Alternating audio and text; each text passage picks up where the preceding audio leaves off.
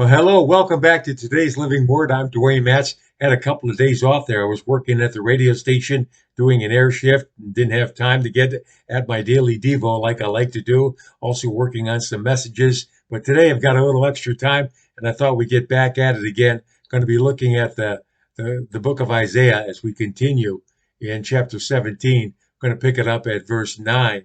It reads, "In that day, his strong cities will be as a forsaken bough and an uppermost branch, which they left because of the children of Israel. And there will be desolation, because you have forgotten the God of your salvation and have not been mindful of the rock of your stronghold. Therefore, you will plant pleasant plants and set out foreign seedlings. In the day you will make your plant to grow, and in the morning you will make your seed to flourish.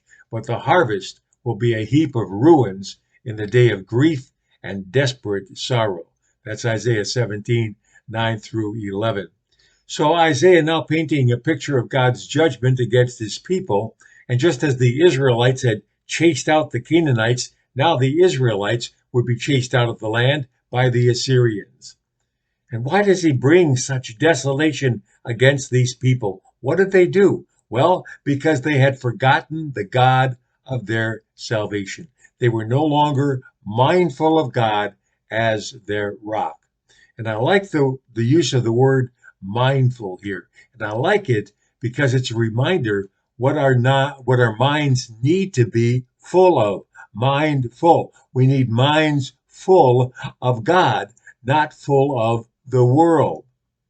Let's get our minds off of the quote unquote pleasant plants, the temptations of the world, if you will. You know, that fruit that looks so good to Eve. And let's not introduce foreign seedlings, doctrines, and ideas that are in conflict with the will of God. These doctrines and lifestyles that are opposed to God may look good and feel good in the beginning, but in the end, we're told the harvest will be a heap of ruins in the day of grief and desperate sorrow.